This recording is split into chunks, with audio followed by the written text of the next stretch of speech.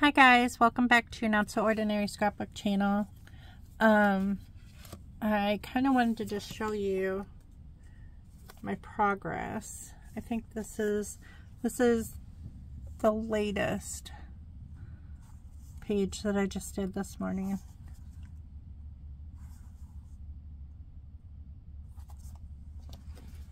And then I just finished this one, which is just me and Esme. She calls me Maga, so I'm not exactly sure what I'm going to journal on here, but maybe like some of our favorite Christmas songs, some of the things that we did together over the holidays last year, some special things. She's getting older, so it's kind of fun. Like this year for Christmas, I've already started shopping for her.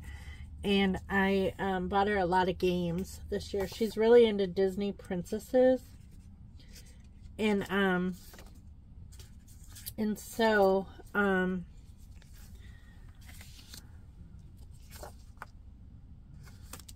I bought her like Candyland, but the princess version, and I bought her Chutes and Ladders, the princess version.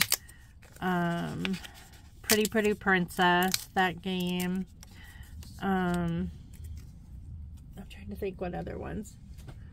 But I bought her some games, you know, that she can play with me. Instead of just always like, I want her to start, like, we've been starting to do like learning activities when she comes over, just because she's at this like 3-year-old preschool age where she, is just a sponge. She just is, she's talking a lot. She's,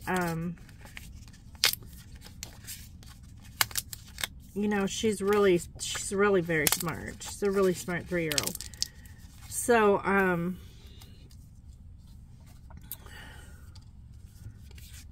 so I thought that I would, you know, take advantage of that and like play some games with her and do some fun things with her when she comes over. So I'm assuming that Hunter and Jordan will want me to keep the games here just because of the little kids that are at the house. They'll just get, like, all the pieces. They'll get lost and ruined and stuff. And they come over here quite often, so that kind of gives her something to do when she comes over. I'm thinking I want to use one of these. This is from a magazine called, what's the name of this magazine? It's like an art magazine.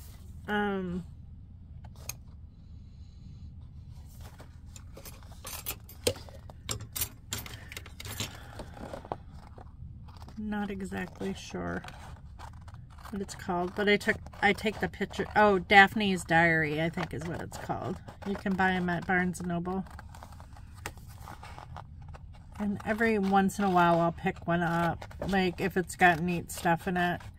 Especially if it's got like paper and embellishments in it, then I'm like, I generally buy it. But I don't think I've bought one since last December. I generally only buy the Christmas ones. Although the other months have some pretty neat embellishments in them too. It's just that I think they're like $15, like a magazine, which is a ridiculous price to pay for a magazine nowadays. So I don't normally get magazines anymore. I used to subscribe to Scrapbooks and Cards Today. And I don't subscribe to them anymore either.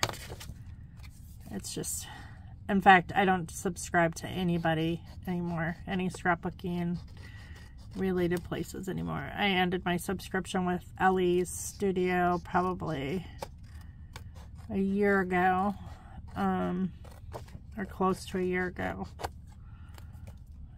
And I do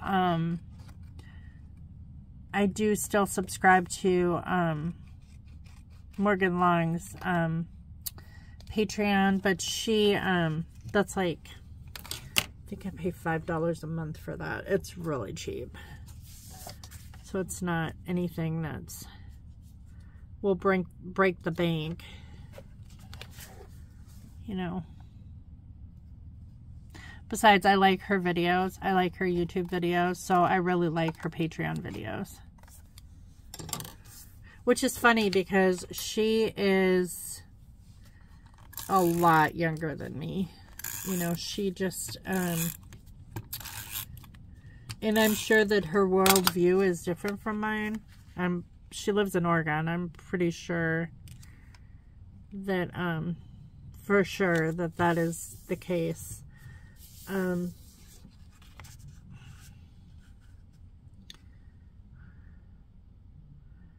But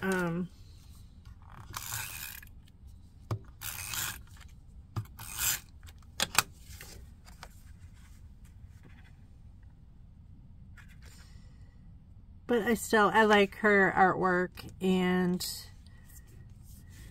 I like her, she's funny and she's interesting, and so I like to watch her videos. And I especially like her cute little, like,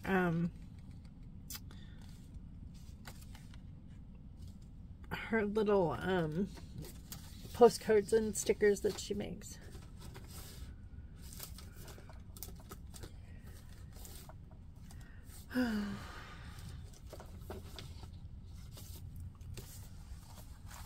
So I have a lot to do today. Just an abundance to do. Something must have spilled on here, I'm thinking. Like, I'm not sure exactly. I'm thinking that, see, the basket that this is in, or the little cart, has a cup holder, and sometimes I will put a drink in there, and I must have, like, tilted it and it spilled at one point in time.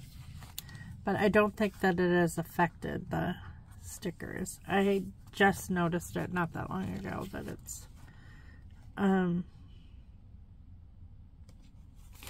this is me and my sister when we were young. We both got guitars one year for Christmas.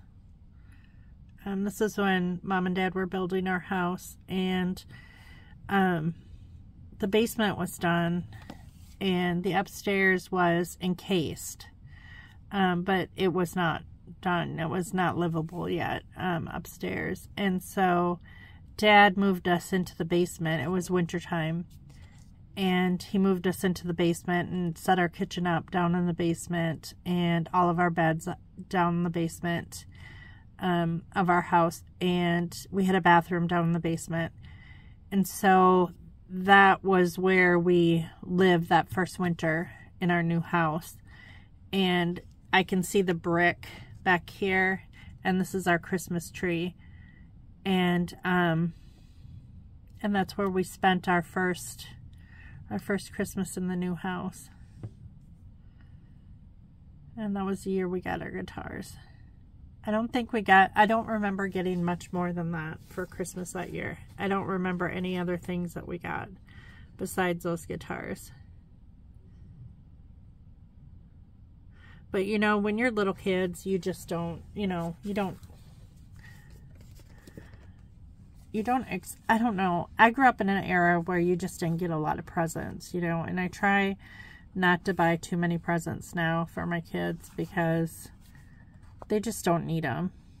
I mean, it's going overboard just makes you broke, and I don't know. I try not to, even though there's tons of super cute things out there, and, you know, I just think that it's kind of crazy to spend a lot of money on the holidays.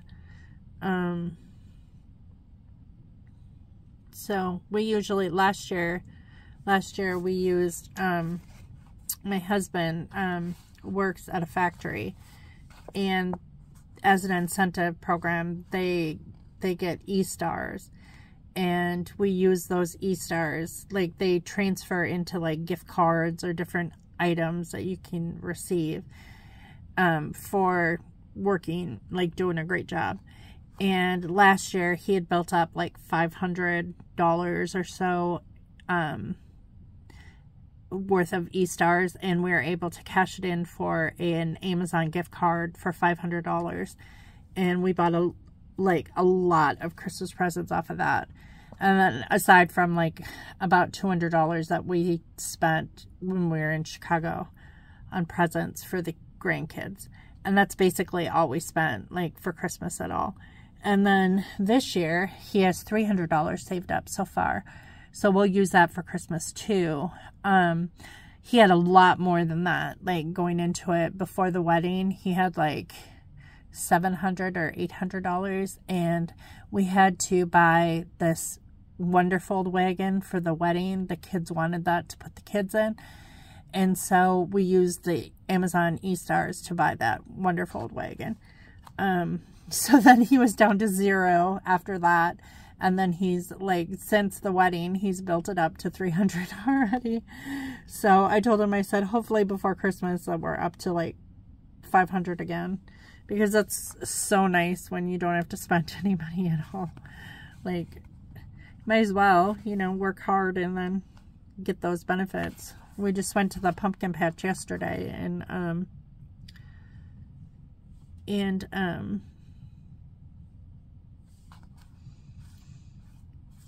that was fully funded by the factory he works at too. They offered these dollar coupons that could be used as cash at the pumpkin patch, and so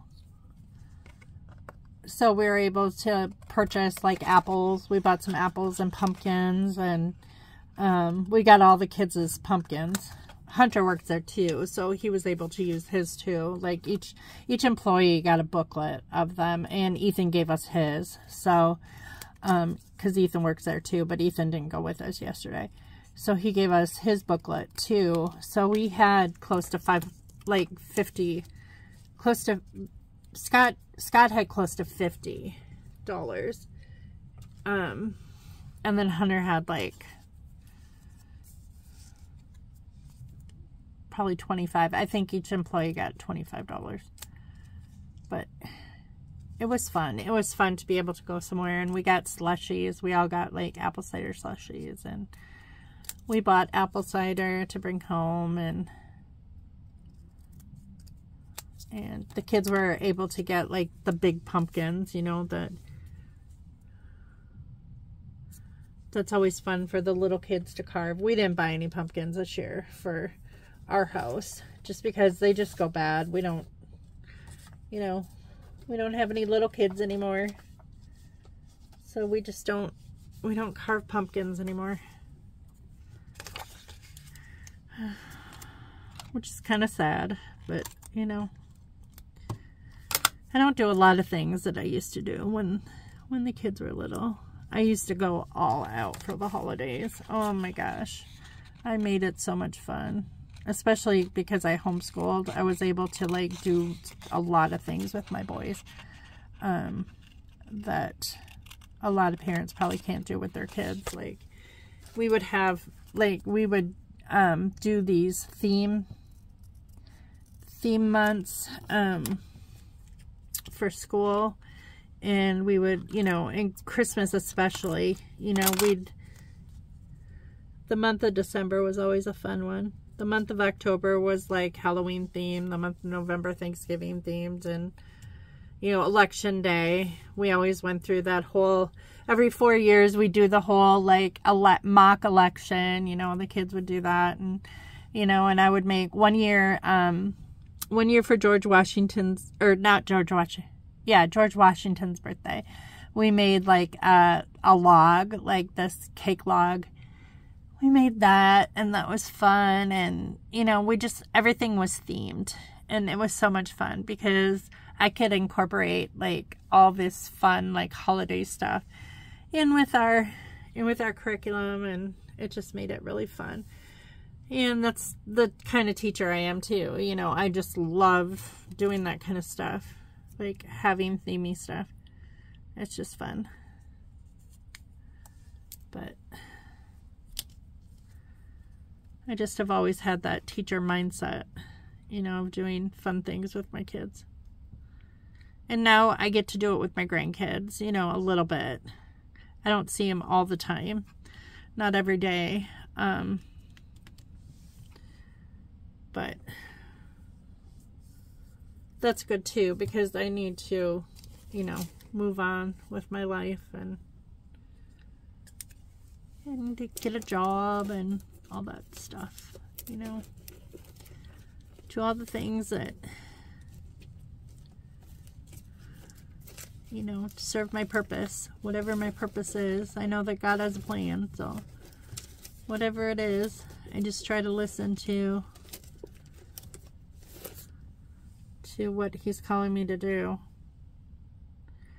I think that I still have a lot to give the world, and kids especially, in whatever capacity He sees fit. So as long as I'm here, I'm gonna just do what He wants me to do, and you know, it's just one of those things. I think I'm gonna use this. This is from Daphne's Diary too. This is a Christmas song, or Christmas music. But I'm gonna use this as like this little part, like as background. So I can't believe that this year is going by so fast. I'm sitting in here crafting when I should be doing something else. I have a lot of anxiety right now that I'm trying to get rid of, and crafting seems to help with that. There's no specific reason why I have anxiety other than I'm putting off something that I need to do. And I just need to just do it. The longer I wait to do it, the more anxiety I'm gonna have. So, but I don't know if that goes with it, because I just remembered that those are, like, this is cute, but I don't think that goes with this page. I think I'm just gonna stick that in there. What do I want to say about this? Maybe then and now, and maybe I'll put a card here. Do I want something like this? No.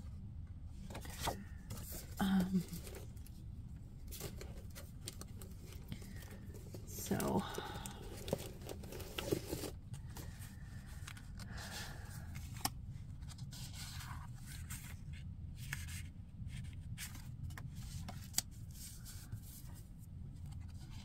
maybe, oh, what fun. It's kind of cool because they are outside. See, I like this with this because they're sisters, a big sister and a little sister, and a big sister and a little sister. So I think I'm going to cut this off and stick this there, even though the reds are different. That's the only problem. Maybe not. I don't think I can use that red right now. What else can I use? That might work. Maybe this. Maybe gray.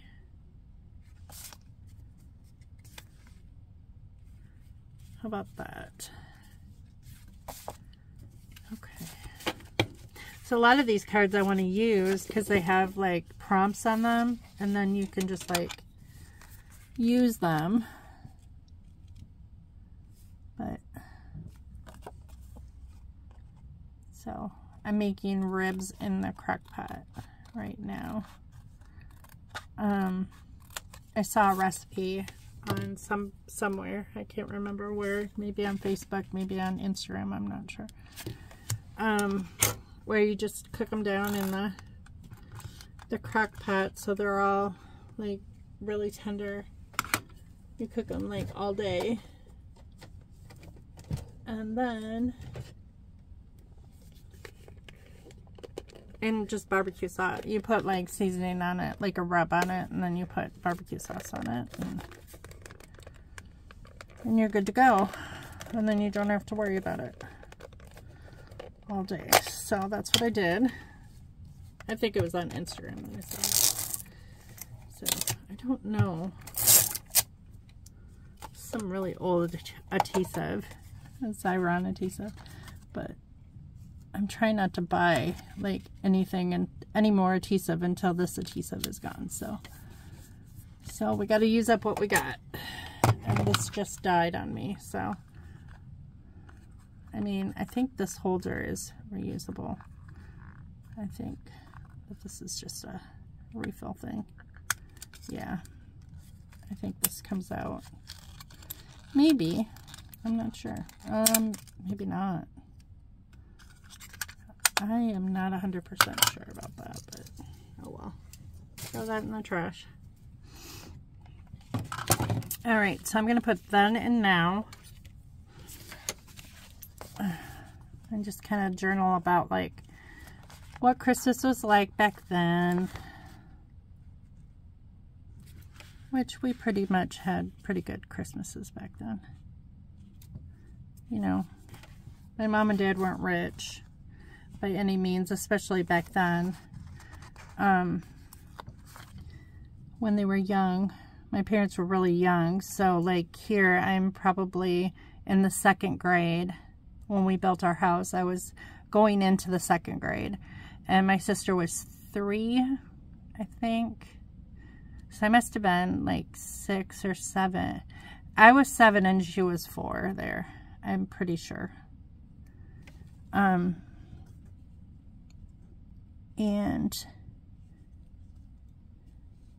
because this was the first winter in our new house after our house, like our house had burned down the year before. But my parents would have been, if I was 7, my mom would have been 24. So she was really young then. And my dad would have been 26 or 27. So, I mean, they were very, very young. I mean, I remember my dad was a police officer then, because he had been a police officer or a deputy sheriff or deputy since I was like 4 or 5. And then I think he started out a night jailer. He started out a jailer and then he became a deputy. And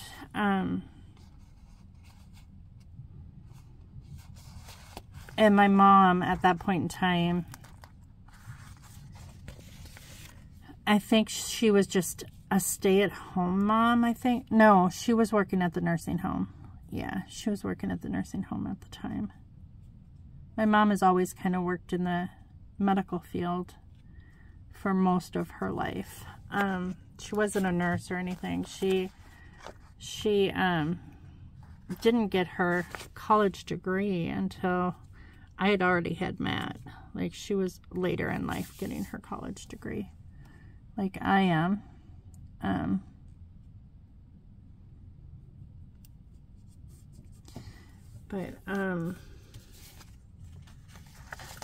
But she was younger than me, because like Matt was born when I was 25, and I think he was only a year old when she graduated college. So she would have been, if I was 25, she would have been 30, let's see, 32. She would have been 32 when she got her college degree. So she actually wasn't very old at all, but it seems like she was, because you know, when you're a kid, you think your parents are so much older than you, you know. But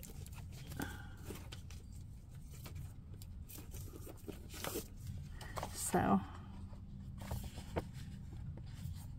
should I do Peace on Earth? I kind of like that.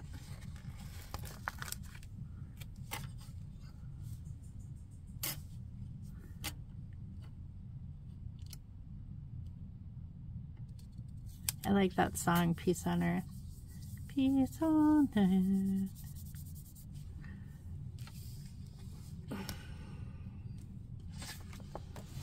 I haven't even decorated for fall yet. They're still in bins out in my entryway.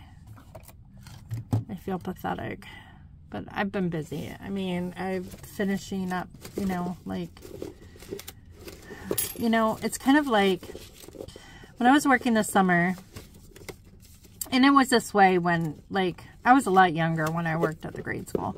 So I guess I shouldn't say that it was like this. But now that I'm older, like, kids really exhaust me. I mean, even though I love it, I love every minute of it, they exhaust me. And when I was working at the Y this summer, sometimes I would, well, almost every day after work, I would just sit in my car. Like, just sit there and not move, not turn on the radio, not do anything. I would sit in the parking lot for 10 minutes sometimes, just in the silence. And just like, sometimes I would just sit there and be like, what in the heck just happened? Like, I'm not even kidding. I was just like, I had to decompress before I could even drive home. And it's so funny because, like, I feel like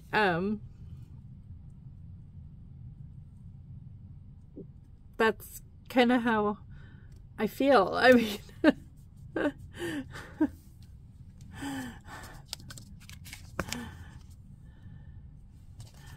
you know, I mean, I don't know if that's just a normal feeling, like when you work with kids, is, you know, you're kind of like, I don't know, it's almost like you've been through a battle and you won the battle for the day. So, but I'm kind of that way with finishing this master's degree too, because it's like this time around it was so hard, and I was like, you know, I really didn't talk about it much, you know, because it's just like, I just wanted to get it over with.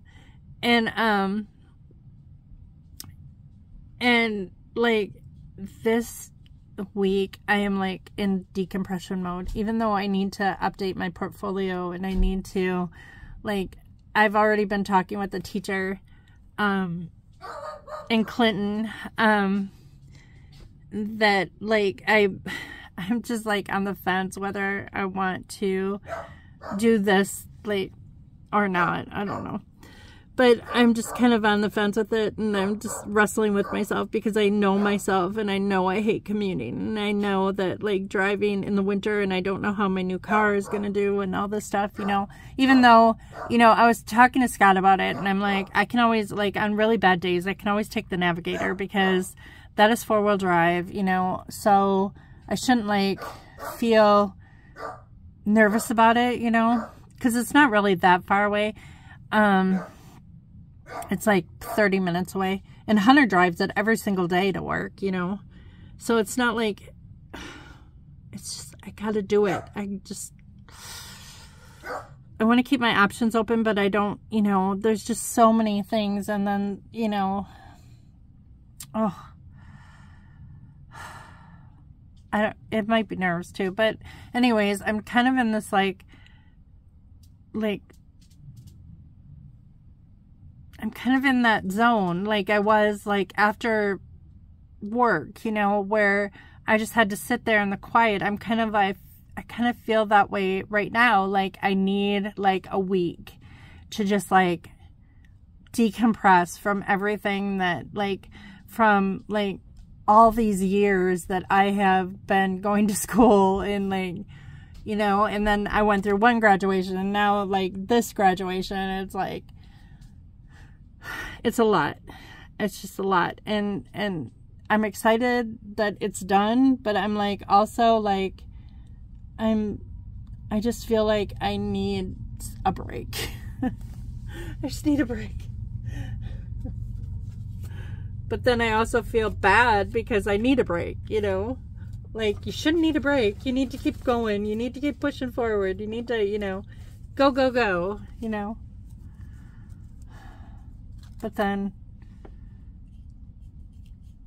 I feel like if I don't give myself a break, I'm just gonna like, I don't know.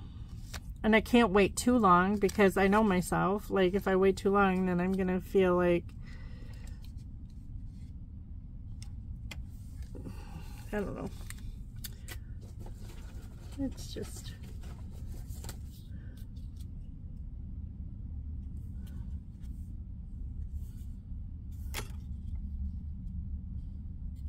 do I want that?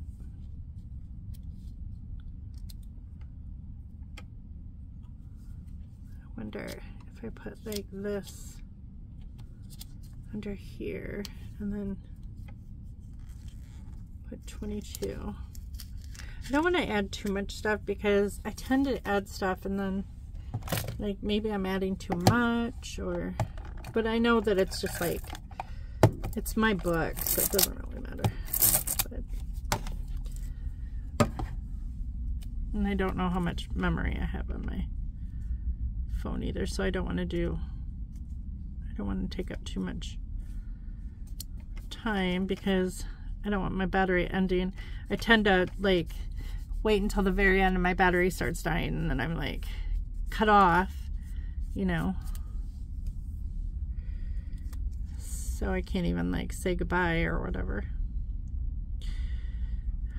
But I'm definitely a novice when it comes to filming.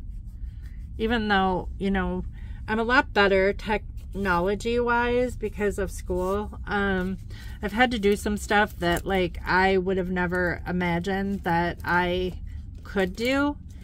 And that has been, like, overcoming challenges that have been, like, really tough challenges. I have had to create a podcast. And that was challenging.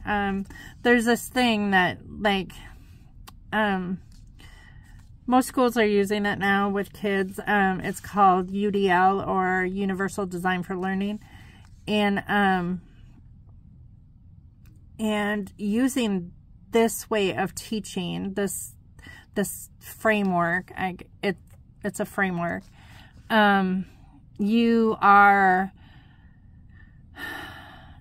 You are implementing a lot of technology, like a lot of strategies that involve technology. And so you need to be engaging with the students. You have to be able to know how to use certain pieces of technology, or use different strategies that are associated with technology to reach all of your students. And so we had to learn how to, or a lot of people probably knew how to do this. I didn't. This was all new to me because I had never made a podcast before. I had to make a website. I had to do I had to design a Google Classroom. Just a lot of stuff that I had never done before. And it was challenging and scary at times because, I also had to make I had to create a choice board, which that was a little frustrating at first, but then I got it. And a choice board is something that you post for your students that gives them different options to show their learning, but you have to provide links to each of the choices. So like the technology-based choices, so they can go on their computer and they can click on like whatever choice that they choose, and then they can do their assignment, you know, based on the choice that they make. But so each square had to be a link to, like, you know, like different assignments that were based on their preferences or their needs, you know, as far as learning goes. And so that was like super challenging. I had to make a what is it called?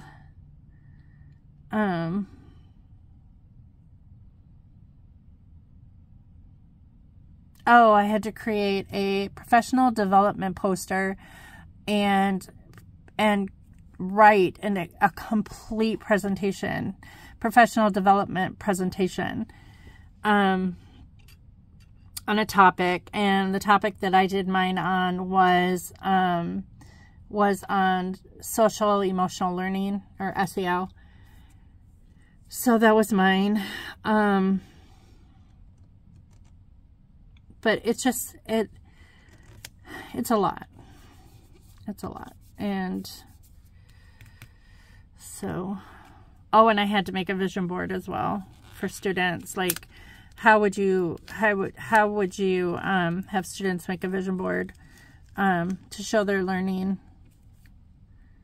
Which is kind of fun. I mean, the vision board was kind of fun once I figured out how to use it on Canvas.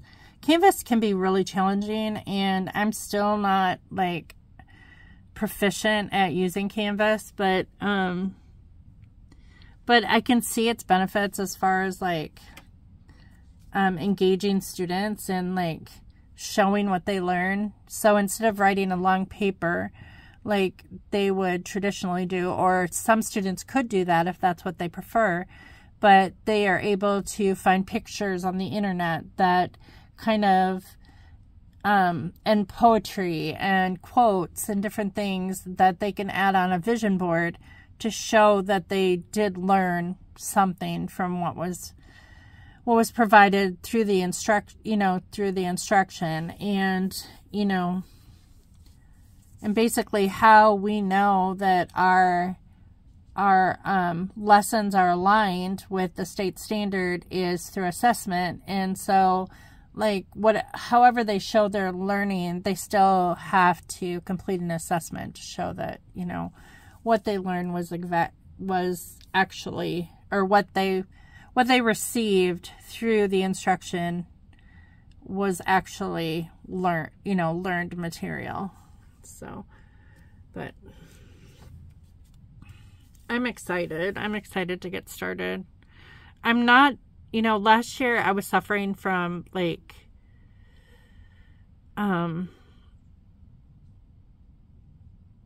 this, like, I don't know, inferiority complex or something.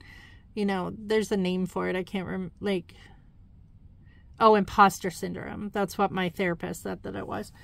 But this year that's gone. Like, I don't even have that anymore. I basically learned how to overcome it. I used to feel very intimidated by younger people. Like, that I was too old. I had this mindset that I was too old. Like, that I would never get hired, or that younger people are kind of taken over, which they kind of are, but older teachers are also in need, and so, and are appreciated as well. So I shouldn't feel that way, and I don't anymore. That's not something that I even, like, wrestle with anymore.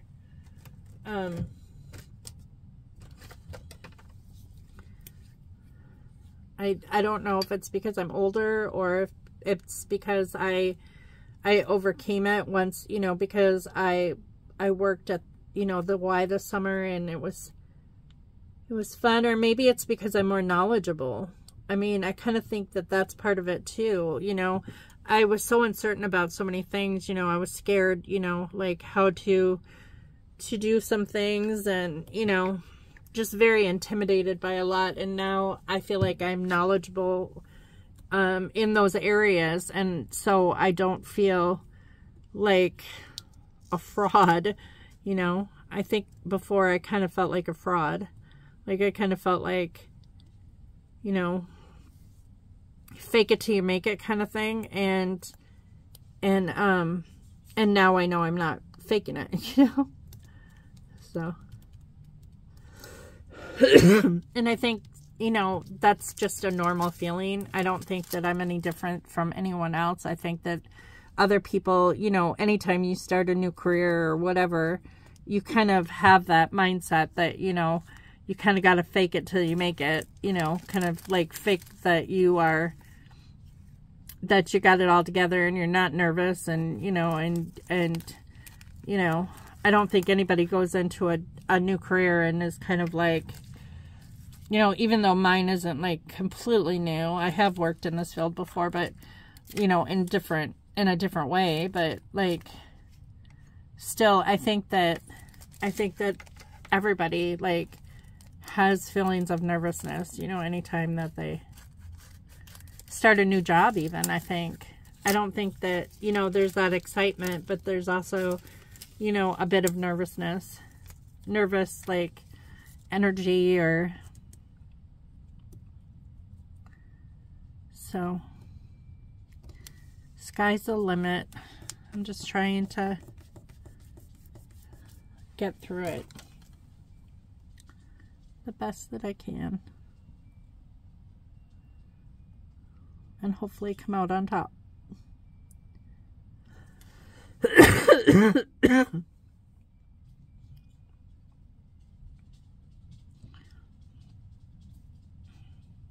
Lately, I've been like making sure that I have time to do my quiet time with God, you know, every morning. It kind of like grounds me, and that helps a lot, especially with anxieties, you know, and different things.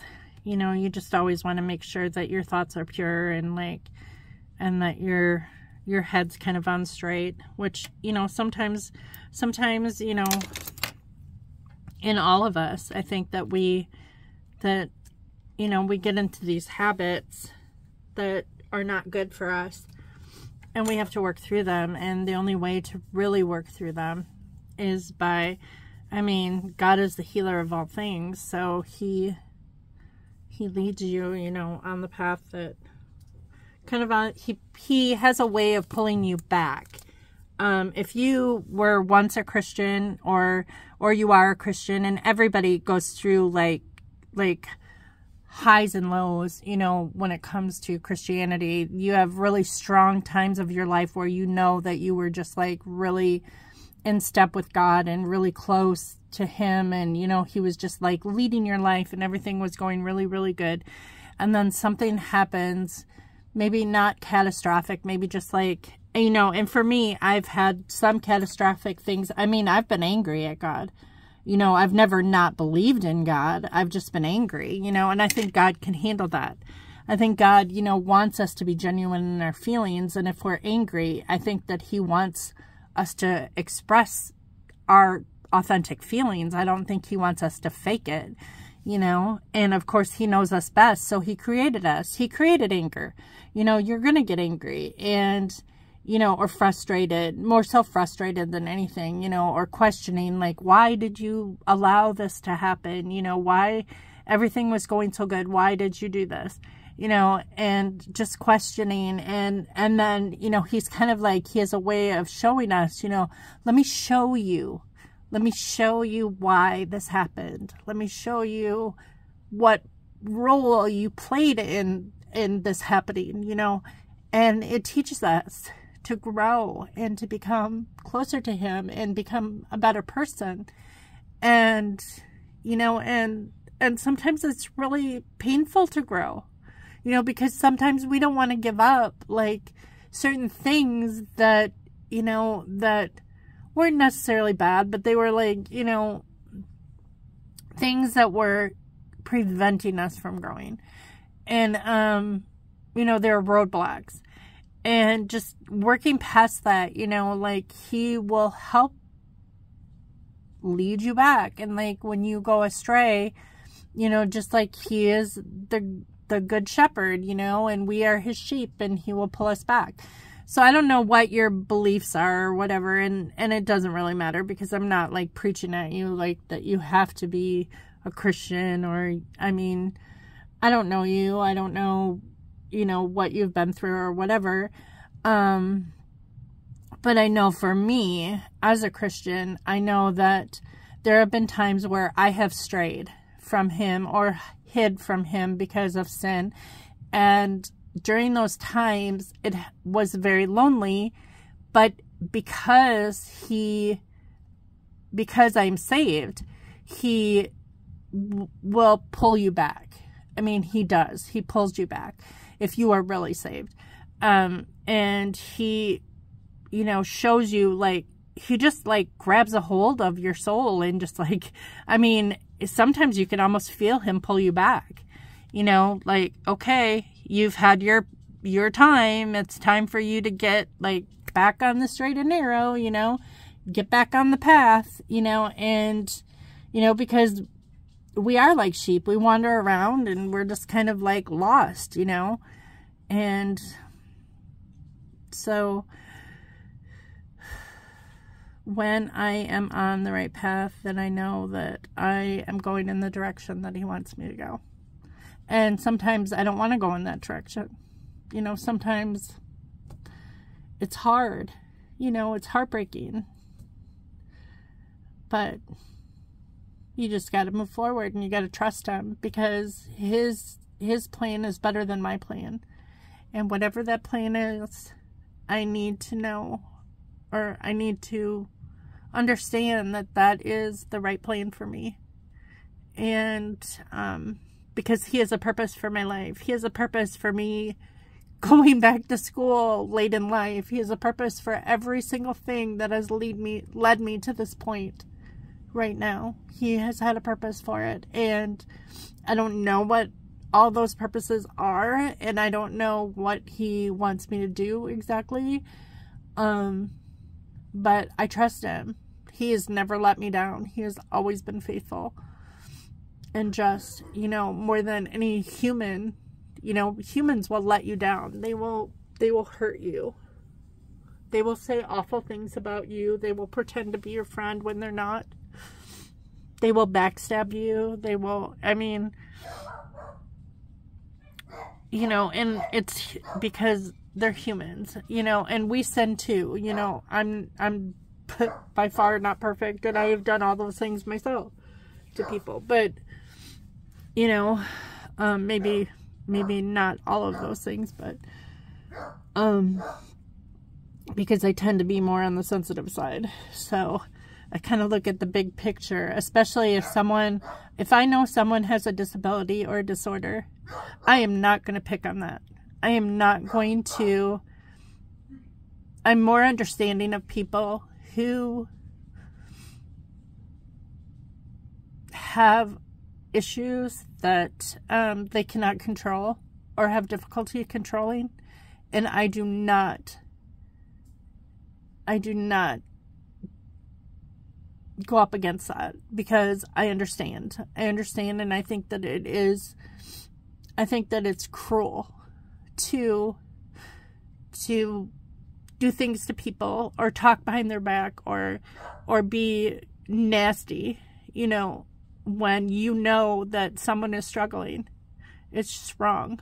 And I hope I never do that to someone. And I think that I am very sensitive in that area. And I think that that's why the field that I am is a field that God has chosen for me, because I am extremely compassionate for other people who have struggled, you know, who struggle daily with things, you know, that they have no control over. And that's, you know, so I think it's mean when I see people talking about other people behind their back. Maybe they're nice to their face, but then they talk about them behind their back when they're not around, or say things about them that is just not very nice, you know. And then when they're there, they're nice to them. It's just, it's nasty. It's nasty. And especially the workplace can be a really nasty, toxic place where people will do that. They're very insensitive. I think that it's just because it's a competitive arena where, you know, and I think it's unfortunate because a lot of people can't help the way they are. And I think that we need to be sensitive to their needs. But I don't stand in agreement with everything as far as, like,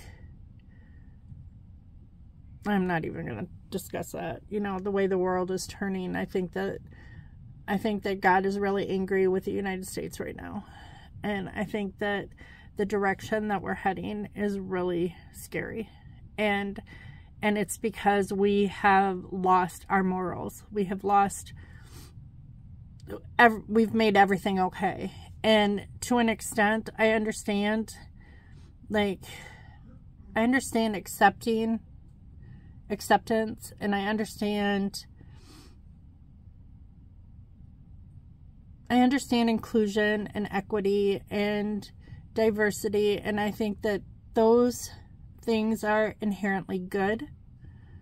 However,